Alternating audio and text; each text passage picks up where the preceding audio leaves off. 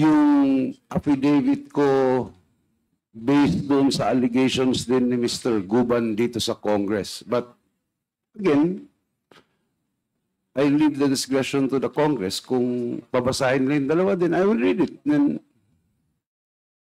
well, I was browsing through it earlier. Medyo mahaba siya. So I just would like probably that the committee members be given a copy so that we can peruse over this and discuss this in the next scheduled Quadcom hearing. If that is a appropriate request from the chair. Mr. Chair. Yes, Congressman Abante. Pwede naman siyang sumugot ngayon kung tumanggap siya ng 5 million. Eh.